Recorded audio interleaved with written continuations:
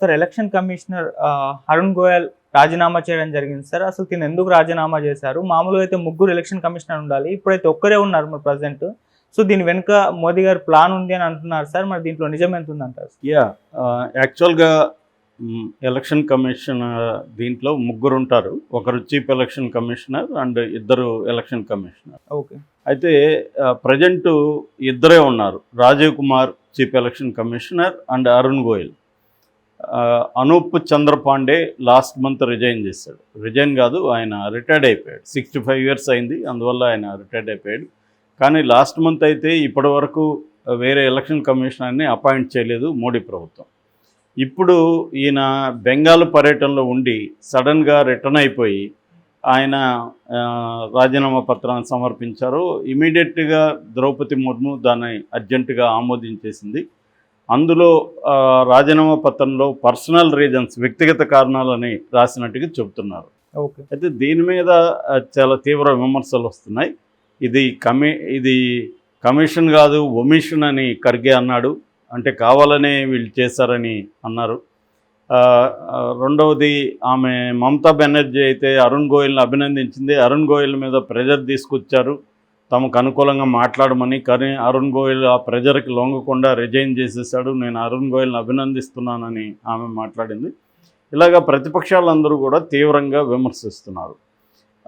So అసలు అరుణ్ గోయల్ ఇలా resign చేయడానికి కారణాలు ఏమై ఉండొచ్చు అన్న విశ్లేషణలు కూడా కొనసాగుతున్నాయి. ఆయనైతే పర్సనల్ రీజన్స్ అన్నారు, కానీ ఆయనకి పర్సనల్ రీజన్స్ ఏమీ బయటికి అయితే తెలియట్లేదు. ఆరోగ్యం చాలా బాగుంది. రెండవది, ఆయన లాస్ట్ ఇయర్ 2022లో నవంబర్లో జాయిన్ అయ్యాడు. 25లో ఆయన చీఫ్ ఎలక్షన్ కమిషనర్గా అయ్యే ఛాన్స్ ఉంది. దాని తర్వాత కూడా 2027 వరకు ఆయన టెన్యూర్ ఉంది. సో చీఫ్ ఎలక్షన్ కమిషనర్ రావగలిగిన పరిస్థితి ఉన్నప్పుడు ఆయన ఎందుకు రిజైన్ చేస్తాడు అన్న విమర్శలు వస్తున్నాయి. సో ఒకటి, ఈ రాజీవ్ కుమార్ ఎవరైతే ఉన్నారో చీఫ్ ఎలక్షన్ కమిషనర్కి ఆయనకి మధ్య ఒక ఫైల్ విషయంలో గొడవైంది. అది కూడా వెస్ట్ బెంగాల్కి సంబంధించిన ఫైల్ విషయంలో గొడవైంది. ఆ విభేదాల వల్లే ఆయన్ని ఫోర్స్ చేశారు రిజైన్ చేయమని అన్నది ఒక వెర్షను. రెండో వెర్షను, మోడీ కావాలని మోడీనే ఇది చేశాడు, మోడీ చెప్తేనే ఇతను రిజైన్ చేశాడు అనేది రెండో వెర్షన్. మూడవది, మొన్ననే కలకత్తా హైకోర్టు జడ్జి రిజైన్ చేసిన మరుసటి రోజే బీజేపీలో జాయిన్ అయిపోయాడు. అలాగా ఈయన కూడా ఏమన్నా బీజేపీలో జాయిన్ అయ్యి ఎలక్షన్లో కంటెస్ట్ చేస్తాడా ఎంపీగా అనేది ఇంకొక వెర్షన్. ఏది ఏమైనా ఇప్పటి వరకు 1995 నుంచి ఇప్పటి వరకు ఒక్క 2015లో 1 month పీరియడ్ తప్ప ఎప్పుడూ కూడా సింగిల్ మెంబర్ లేదు ఎలక్షన్ కమిషన్. అయితే సింగిల్ మెంబర్ ఉండొచ్చా ఉండకూడదా రాజ్యాంగం ప్రకారం అంటే ఆర్టికల్ 324 ప్రకారం సింగిల్ మెంబర్ ఉండొచ్చు, ఉండకూడదని ఏం లేదు. కానీ 95 నుంచి ఇప్పటి వరకు సింగిల్ మెంబర్ ఎప్పుడూ లేరు. కనీసం ఇద్దరు మినిమం ఉంటారు. ముగ్గురుంటే వాళ్ళ మధ్య ఏమైనా విభేదాలు వస్తే మెజారిటీ అభిప్రాయాన్ని తీసుకెళ్ళడానికి వీలుగా ఉంటుందని ముగ్గురుని పెట్టారు. ఒక చీఫ్ ఎలక్షన్ కమిషనరు, ఇద్దరు ఎలక్షన్ కమిషనర్. ఏదైనా వాళ్ళ మధ్య అనేక విషయాల్లో విభేదాలు వచ్చే అవకాశం ఉంది. యాక్చువల్గా రాజీవ్కి ఈయనకి అరుణ్కి అనేక విషయాల్లో గతంలో కూడా విభేదాలు వచ్చాయని చెప్తున్నారు. ముఖ్యంగా ఈ ఎలక్షన్ కోడ్ని ఉల్లంఘించిన వాళ్ళ మీద చర్యలు తీసుకునే విషయంలో. ఎందుకంటే ప్రతిపక్షాల మీదే చర్యలు తీసుకుంటున్నారు, ఇటు అధికార పక్షం మీద చర్యలు తీసుకోవట్లేదు అనేది వీళ్ళిద్దరి మధ్య విమర్శలకి కారణమైంది. అయితే ఇంకొక విషయం కూడా ఇక్కడ మనం అర్థం చేసుకోవాల్సింది ఏంటంటే, అసలు ఈ అరుణ్ గోయల్ నియామకమే ఒక కాంట్రవర్సీ. ఆయన అంతకుముందు హెవీ ఇండస్ట్రీస్ సెక్రటరీగా ఉన్నాడు సెంట్రల్లో. ఆయన వాలంటరీ విఆర్ఎస్ తీసుకున్నాడు, వాలంటరీ రిటైర్మెంటు తీసుకున్న 24 గంటల లోపల ఆయన ఎలక్షన్ కమిషనర్గా అపాయింట్ చేశారు. సో అప్పుడు దాని మీద కొంతమంది సుప్రీంకోర్టుకి వెళ్ళారు. సుప్రీంకోర్టులో వాదోపాలు జరిగాయి. సుప్రీంకోర్టు ఈయన నియామకాన్ని అయితే అడ్డు చెప్పలేదు. కానీ అయితే అసలు ఎలక్షన్ కమిషనర్ని నియమించడే పద్ధతి మీద సుప్రీంకోర్టు ఒక మార్పు చేసింది. అదేంటంటే సుప్రీంకోర్టు చీఫ్ జస్టిస్ కూడా ఈ కమిటీలో ఉంటాడు. మామూలుగా అయితే దీని ప్రాసెస్ ఏంటంటే సెర్చ్ కమిటీ అని ఉంటుంది. సెర్చ్ కమిటీలో లా మినిస్టరు, 2 యూనియన్ సెక్రటరీలు ఉంటారు. వీళ్ళు ఏం చేస్తారంటే ఒక 5 మంది పేర్లని రికమెండ్ చేస్తారు. 5 ఎలక్షన్ కమిషనర్కి 5 మంది పేర్లు ఇస్తారు, వీళ్ళు సెలెక్ట్ చేస్తారు. ఈ 5 మందిని ఎవరు మళ్ళీ సెలెక్ట్ చేస్తారంటే ప్రధానమంత్రి, తర్వాత చీఫ్ జస్టిస్ ఆఫ్ ఇండియా, తర్వాత leader of the opposition in the parliament or leader of the largest party in the parliament. ఈ ముగ్గురితో కూడిన కమిటీ సెలెక్ట్ చేస్తుంది. కానీ ఇక్కడ మళ్ళీ మోడీ గవర్నమెంట్ ఏం చేసిందంటే ఈ చీఫ్ ఎలక్షన్ కమిషన్ పక్కన పెట్టి చీఫ్ జస్టిస్ని పక్కన పెట్టి చీఫ్ జస్టిస్ స్థానంలో ఒక క్యాబినెట్ మినిస్టర్ని తీసుకొచ్చింది. ఈ క్యాబినెట్ మినిస్టర్ని అపాయింట్ చేసే హక్కు కూడా ప్రైమ్ మినిస్టర్కే ఉంటుంది. సో ఇప్పుడున్న కమిటీ దీన్ని బిల్లు చేసింది, పార్లమెంట్లో పాస్ కూడా చేసేసింది. అంటే ప్రైమ్ మినిస్టర్ ఉంటాడు, ప్రైమ్ మినిస్టర్ అపాయింట్ చేసిన క్యాబినెట్ మినిస్టర్ ఉంటాడు, ఇందాక చెప్పిన అపోజిషన్ లీడర్ ఉంటాడు. కానీ ఇప్పుడు మెజారిటీ అపోజిషన్ లీడర్ వ్యతిరేకించిన వీళ్ళిద్దరూ ఓకే చేస్తున్నాక వీళ్ళదే అమలు అవ్వాలి. కాబట్టి ఫైనల్గా ఏంటంటే మోడీ ఎవరిని అనుకుంటే వాళ్ళే ఎలక్షన్ కమిషనర్ అయిపోతాడు. సో ఇంకా అపోజిషన్కి ఏమీ ఇక్కడ ప్లేస్ లేదు.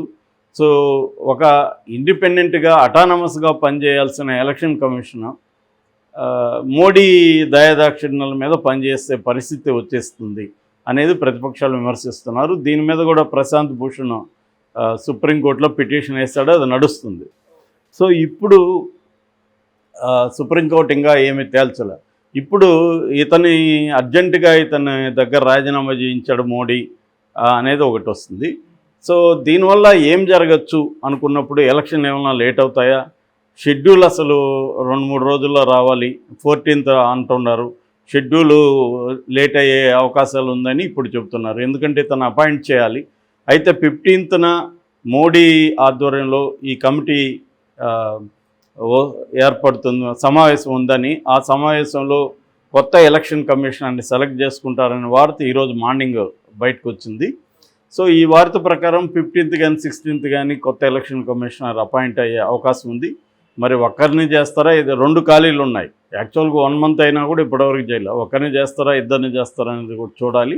ఒకవేళ చూస్తే 15th తర్వాత వాళ్ళు మళ్ళీ సమావేశం అయ్యి అప్పుడు షెడ్యూల్ వచ్చే అవకాశం ఉంది. కాబట్టి షెడ్యూల్ లేట్ అయ్యే అవకాశం ఉందని చెప్తున్నారు. ఎందుకంటే ఈ అరుణ్ గోయలే రేపు 12వ తేదీ కాశ్మీర్ వెళ్ళి ఫైనల్గా అక్కడ స్టడీ చేసి పరిస్థితులను అధ్యయనం చేసి ఫైనల్ డిసిషన్ తీసుకోవాలి షెడ్యూల్కి సంబంధించి. కానీ ఈయన కాశ్మీర్కి కూడా వెళ్లకుండా రిజైన్ ఇచ్చేశాడు కాబట్టి సో ఇప్పుడు మళ్ళీ కాశ్మీర్కి వెళ్ళే ఒక పని పెండింగ్ ఉంది. 15th 16th ఇంకొక కొత్త ఎలక్షన్ కమిషన్ని ఎన్నుకున్న కాశ్మీర్కి వెళ్తారా, ఈ లోపల రాజీవ్ కుమార్ ఏమన్నా వెళ్తారా అనేది కూడా చూడాలి. ఏదేమైనా అందరూ చెప్తున్నది ఏంటంటే ఇది పోస్ట్పోన్ అయ్యే అవకాశం ఉంది, ఇది షెడ్యూల్ కొద్దిగా లేట్ అయ్యే అవకాశం ఉంది ఇంతకుముందు కంటే కూడా. సో ఇదంతా మోడీనే ప్లాన్డ్గా తన మాట ఎవరు జవదాటినా వాళ్ళని తీసేసే కార్యక్రమం మోడీ చేస్తున్నాడు. అయితే మోడీ మీద ఇవాళ అంతర్జాతీయ ఒత్తిడి కూడా ఉంది. ఎందుకంటే ప్రపంచవ్యాప్తంగా దాదాపు 40 దేశాలకు పైగా ఎన్నికలు జరుగుతున్నాయి 2024లో. అంటే more than half of the population ఎన్నికల్లోకి పాల్గొంటుంది. అందులో అతిపెద్ద డెమోక్రాటిక్ కంట్రీ ఇండియా కాబట్టి ఇండియా మీద ప్రపంచవ్యాప్తంగా నజర్ అనేది ఉంది. అందుకని కూడా మోడీ జాగ్రత్తగా వ్యవహరించాల్సిన పరిస్థితి ఏర్పడిందని అంటున్నారు. అందుకని ఇమీడియట్గా ఇంకొక ఎలక్షన్ కమిషనర్ని ఎన్నుకోవడానికి కూడా మోడీ రంగంలోకి దిగాడని చెప్తున్నారు. ఏదేమైనా దీని మీద తీవ్రమైన విమర్శలు అయితే అన్ని సెక్షన్స్ నుంచి వస్తున్నాయి. అంటే రాజ్యాంగ వ్యవస్థల్ని అటానమస్గా పనిచేసే ఏ వ్యవస్థను కూడా మోడీ ప్రభుత్వం పనిచేయనివ్వట్లేదని, అన్నిట్లో కూడా గవర్నమెంట్ పెత్తనం ఎంటర్ అయిపోయిందని, దానికి సంబంధించి కొత్త చట్టాలు తీసుకురావడం, అపోజిషన్ లేకుండా చూసుకోవడం. సో మొత్తంగా ఒక రకంగా ఇది ప్రజాస్వామ్యం అనేది ఎలా మారిపోతుందంటే ప్రెసిడెంట్ రూల్ లాగా మారిపోయే అవకాశం కనిపిస్తుంది. నెక్స్ట్ మోడీ కానీ మళ్ళీ అధికారంలోకి వస్తే మాత్రం మన దేశం ఫెడరల్ స్ట్రక్చర్ ఉంది యాక్చువల్గా. అంటే రాష్ట్రాలకు కూడా చాలా అధికారంలో ఉన్నాయి, రాష్ట్రాల ఆధ్వర్యంలో కూడా అనేక అంశాలు ఉంటాయి. అవన్నిటినీ లాక్కోవడానికి మోడీ ప్లాన్ చేస్తున్నాడు. అందుకని ఏ అధికార వ్యవస్థను కూడా ఇండిపెండెంట్గా ఉంచకుండా అన్నిటినీ తన కంట్రోల్లో ఉంచుకొని ఫెడరల్ సిస్టమ్ స్థానంలో ప్రెసిడెంట్ రూల్ని తీసుకొచ్చే కార్యక్రమం జరుగుతూ ఉంది. ఎందుకంటే ఇది బీజేపీ అజెండా, ఎప్పటి నుంచో జనసంఘ అజెండా. అదే అజెండాని వాళ్ళు ఇప్పుడు ఇంప్లిమెంట్ చేసే కార్యక్రమంలో ఉన్నారు అన్నది ప్రజాస్వామ్యవాదులు భయపడుతున్నారు.